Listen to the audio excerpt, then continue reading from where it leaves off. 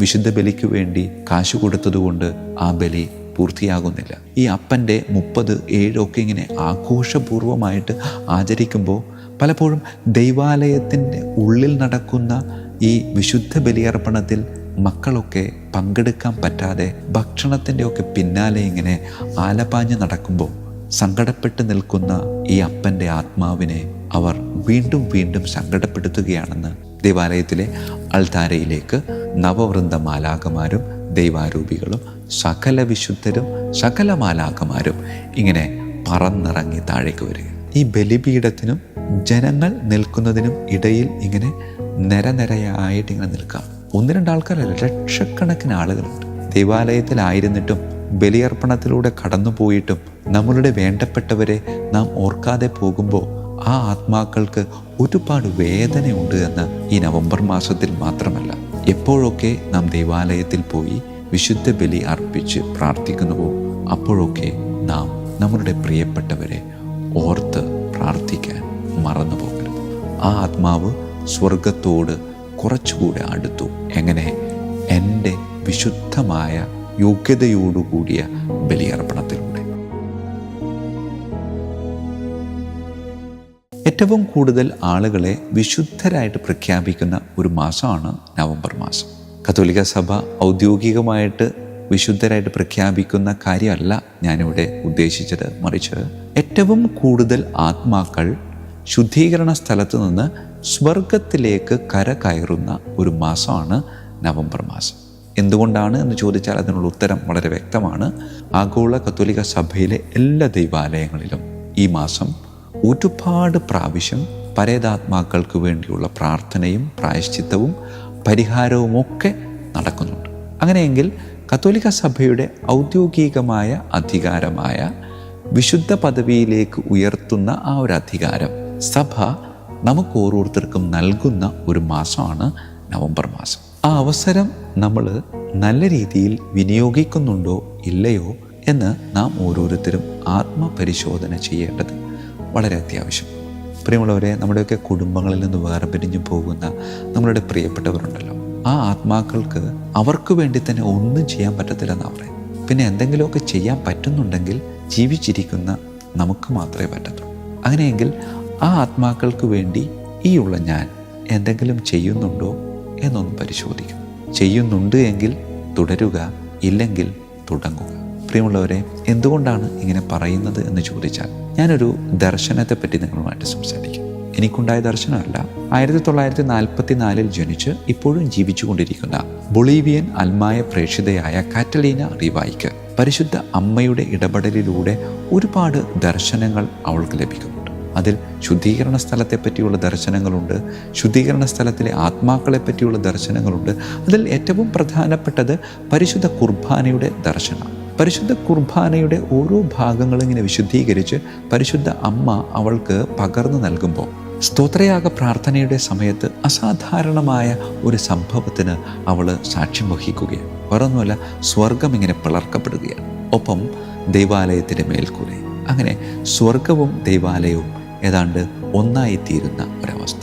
ദൈവാലയത്തിലെ അൾത്താരയിലേക്ക് നവവൃന്ദ മാലാഖമാരും ദൈവാരൂപികളും സകല വിശുദ്ധരും സകല മാലാഖമാരും ഇങ്ങനെ പറന്നിറങ്ങി താഴേക്ക് വരിക.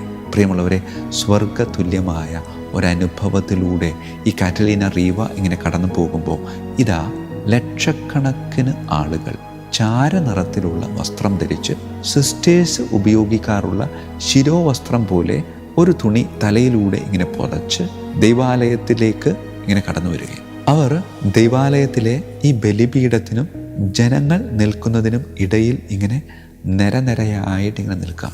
1-2 ആൾക്കാരല്ല, ലക്ഷക്കണക്കിന് ആളുകളുണ്ട്. ഇവരെ കണ്ടപ്പോൾ കാറ്റലീന റിവായ്ക്ക് ഇവരാരാണെന്ന് മനസ്സിലായില്ല. അങ്ങനെ സംശയത്തോടു കൂടെ പരിശുദ്ധ അമ്മയെ നോക്കുമ്പോൾ പരിശുദ്ധ അമ്മ അവളോട് പറയുന്നുണ്ട്, ഇത് വേറെ ആരുമല്ല, നമ്മളിൽ നിന്ന് വേർപിരിഞ്ഞു പോയ ശുദ്ധീകരണ സ്ഥലത്തിലെ ആത്മാക്കളാണ്. പ്രിയമുള്ളവരെ, ചാരനിറത്തിൽ വസ്ത്രം ധരിച്ച് ശിരസ് മൂടി മുകളിലേക്ക് ഇങ്ങനെ നോക്കാതെ ശിരസ് താഴ്ത്തി പരിശുദ്ധ ബലിപീഠത്തിൻ്റെ മുമ്പിൽ നിന്നുകൊണ്ട് ബലിയർപ്പണത്തിൽ പങ്കുചേരുകയാണ്. ഈ ബലിയർപ്പണത്തിലൂടെ കടന്നു പോകുമ്പോൾ ചില ആത്മാക്കളൊക്കെ ശിരസുയർത്തി സന്തോഷത്തോടെ ചിരിച്ച് അൾത്താരയെ നോക്കുന്നുണ്ട്. വേറെ ചിലർ വളരെ സങ്കടത്തോടുകൂടെ ദൈവാലയത്തിൽ തന്നെ ആയിരിക്കുക. ബലിയർപ്പണം കഴിഞ്ഞ് ഇവരിങ്ങനെ നടന്നു പോകുമ്പോൾ ഒരുപാട് സന്തോഷിച്ചു പോകുന്ന ആത്മാക്കളുണ്ട്, ഒരുപാട് സങ്കടപ്പെട്ടു പോകുന്ന ആത്മാക്കളുണ്ട്. ഈ സങ്കടവും സന്തോഷവും എന്തുകൊണ്ട് ഈ ആത്മാക്കൾക്ക് സംഭവിക്കുന്നു എന്ന് മനസ്സിലാക്കാൻ സാധിക്കാതെ ഈ കാറ്റലീന റീവ പരിശുദ്ധ അമ്മയോട് സംസാരിക്കുമ്പോൾ പരിശുദ്ധ അമ്മ അവളോട് പറയുന്ന ഒരു കാര്യമുണ്ട്. സന്തോഷം അനുഭവിക്കുന്ന ആത്മാക്കൾ വേറെ ആരുമല്ല, അവരുടെ പ്രിയപ്പെട്ടവർ അവർക്ക് വേണ്ടി ബലിയർപ്പിച്ച് പ്രാർത്ഥിക്കുന്നത് കൊണ്ടാണ് അവർക്ക് സന്തോഷം ഉണ്ടാകുന്നത്. ആ സന്തോഷത്തിൻ്റെ കാരണമെന്ന് പറയുന്നത് അവരുടെ സ്വർഗയാത്രയിൽ കുറച്ചുകൂടെ സ്വർഗത്തോട് അടുത്തു എന്നൊരു സത്യമാണ് ആ സന്തോഷത്തിന് കാരണം. ഏറ്റവും കൂടുതൽ സങ്കടം അനുഭവിക്കുന്ന ആത്മാക്കൾ വേറെ ആരുമല്ല, അവരുടെ പ്രിയപ്പെട്ടവർ ദൈവാലയത്തിൽ വന്നിട്ടുണ്ട്, വിശുദ്ധ ബലിയർപ്പണത്തിൽ പങ്കെടുക്കുന്നുണ്ട്, പക്ഷേ കുടുംബത്തിൽ നിന്ന് വേർപിരിഞ്ഞു പോയ പ്രിയപ്പെട്ടവരെ അവർ ഓർക്കാനായിട്ട് മറന്നുപോകും. പ്രിയമുള്ളവരെ, ദൈവാലയത്തിലായിരുന്നിട്ടും ബലിയർപ്പണത്തിലൂടെ കടന്നു പോയിട്ടും നമ്മളുടെ വേണ്ടപ്പെട്ടവരെ നാം ഓർക്കാതെ പോകുമ്പോൾ ആ ആത്മാക്കൾക്ക് ഒരുപാട് വേദനയുണ്ട് എന്ന് ഈ കാറ്റലീന റീവായുടെ ദർശനത്തിലൂടെ പരിശുദ്ധ അമ്മ നമ്മെ ഓരോരുത്തരെയും ബോധ്യപ്പെടുത്തുകയാണ്. പ്രിയമുള്ളവരെ, പരേതാത്മാക്കൾക്ക് വേണ്ടി പ്രാർത്ഥിക്കുന്ന ഒരു മാസത്തിലൂടെ കടന്നു പോകുമ്പോൾ ഞാൻ എൻ്റെ കുടുംബത്തിൽ നിന്നും വേർപിരിഞ്ഞു പോയ ആത്മാക്കൾക്ക് സന്തോഷിക്കാനുള്ള അവസരമാണോ നൽകുന്നത്, അതോ സങ്കടപ്പെടാനുള്ള അവസരമാണോ നൽകിയിട്ടുള്ളത്? പ്രിയമുള്ളവരെ, ഓർക്കണം, എൻ്റെ കുടുംബത്തിൽ നിന്ന് വേർപിരിഞ്ഞു പോയ എൻ്റെ പ്രിയപ്പെട്ട വ്യക്തിയുടെ ആത്മാവിന് ഏറ്റവും കൂടുതൽ സന്തോഷം നൽകുന്നൊരു കാര്യമെന്ന് പറയുന്നത് ആ വ്യക്തിയെ മനസ്സിൽ ധ്യാനിച്ച് ആ വ്യക്തിക്ക് വേണ്ടി വിശുദ്ധ ബലിയർപ്പണത്തിലൂടെ പ്രാർത്ഥിക്കുമ്പോൾ. പ്രിയമുള്ളവരെ, ഈ സമയത്ത് വേറൊരു കാര്യം കൂടെ ഓർമ്മിപ്പിക്കുവാനായിട്ട് ആഗ്രഹിക്കുക. നമ്മുടെയൊക്കെ പ്രിയപ്പെട്ടവർ മരിക്കുമ്പോൾ അവരുടെ 7, 30 ആണ്ട് എന്നിവയൊക്കെ സാഘോഷമായിട്ട് നമ്മളിങ്ങനെ ആഘോഷിക്കാറുണ്ട്. ചില സമയത്തൊക്കെ സങ്കടത്തോടുകൂടെ ഞാനിങ്ങനെ നോക്കി നിന്നിട്ടുണ്ട്. പലപ്പോഴും തങ്ങളുടെ പ്രിയപ്പെട്ടവർ വേർപിരിഞ്ഞു പോയി അവരുടെ 7 അല്ലെങ്കിൽ 30 ആഘോഷിക്കുമ്പോൾ ഒരു പക്ഷേ അപ്പനായിരിക്കാം വേർപെട്ടു പോയിരിക്കുന്നത്. അപ്പോൾ മകൻ അല്ലെങ്കിൽ മക്കളൊക്കെ ഒരുമിച്ച് കൂടി ഈ അപ്പൻ്റെ 30, 7 ഇങ്ങനെ ആഘോഷപൂർവമായിട്ട് ആചരിക്കുമ്പോൾ പലപ്പോഴും ദൈവാലയത്തിൻ്റെ ഉള്ളിൽ നടക്കുന്ന ഈ വിശുദ്ധ ബലിയർപ്പണത്തിൽ മക്കളൊക്കെ പങ്കെടുക്കാൻ പറ്റാതെ അവർ ഈ 7 കൊടുക്കേണ്ട അല്ലെങ്കിൽ 30 കൊടുക്കേണ്ട ഭക്ഷണത്തിൻ്റെയൊക്കെ പിന്നാലെ ഇങ്ങനെ ആലപാഞ്ഞ് നടക്കുമ്പോൾ സങ്കടപ്പെട്ട് നിൽക്കുന്ന ഈ അപ്പൻ്റെ ആത്മാവിനെ അവർ വീണ്ടും വീണ്ടും സങ്കടപ്പെടുത്തുകയാണെന്ന് ഈ കാറ്റലീന റീവായുടെ ദർശനത്തിലൂടെ നമ്മെ ഓരോരുത്തരെയും ബോധ്യപ്പെടുത്തുന്നുണ്ട്. അതുകൊണ്ട് പ്രിയമുള്ളവരെ, വേർപിരിഞ്ഞു പോയവർക്ക് കൊടുക്കാവുന്ന ഏറ്റവും വലിയ സമ്മാനം എന്ന് പറയുന്നത് പ്രാർത്ഥനയാണ്. ഏറ്റവും വലിയ പ്രാർത്ഥന അത് വിശുദ്ധ ബലിയാണ്.